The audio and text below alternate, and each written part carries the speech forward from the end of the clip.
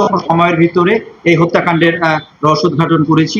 এজন্য আমি আমার যে সহকর্মী রয়েছে র্যাপিড অ্যাকশন ব্যাটালিয়নের এএসপি লুৎফর সাহেব সহ তার টিমকেও আমি ধন্যবাদ জানাচ্ছি যে আমাদের জেলা পুলিশকে সহযোগিতা করার জন্য।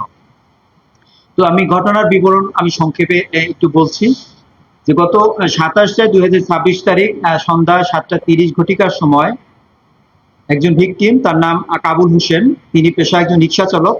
তিনি খাওয়া দাওয়া শেষে রাত 8:30টার সময় চা পান করার জন্য তিনি বাড়ি থেকে বের হন এবং পথে আরেকজন ভিকটিম আছে, তার নাম হলো রিয়াজুল মোল্লা। তার সাথে দেখা হলে তারা উভয় কুশি বাজার যাওয়ার জন্য রওনা দেন এবং রাত আনুমানিক 9 ঘটিকার সময় তারা গদাদার ডাঙ্গি গ্রামের হারুন মোল্লার বসত বাড়িতে পৌঁছলে, অর্থাৎ ঘটনাস্থল। বাড়ি থেকে তারা চিৎকার চেঁচামেচি শব্দ শুনতে পান।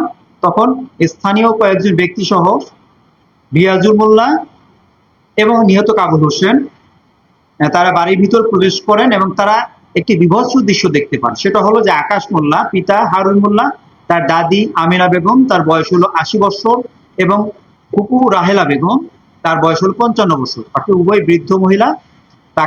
তাদেরকে কোদাল দ্বারা উপর্যুপরি আঘাত করছে আকাশ মোল্লা।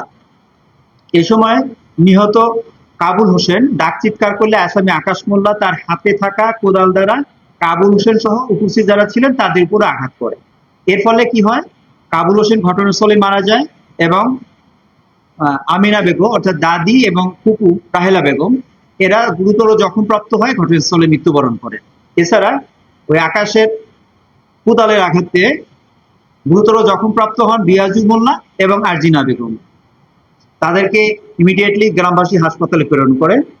তো এই ঘটনা শোনার পরপরই আমরা যখন শুনতে পাই, আমাদের কোতোয়ালি থানার অফিসার ইনচার্জের নেতৃত্বে ইন্সপেক্টর তদন্ত এবং আমার additional SP crime, additional SP DSB তারা দ্রুত ঘটনাস্থলে পৌঁছে যায়। অর্থাৎ ঘটনার সংবাদ প্রাপ্তির 15 মিনিটের ভিতরে আমরা ওখানে চলে যাই এবং যাওয়ার পরে আমরা সেই দৃশ্য দেখতে পাই এবং আমি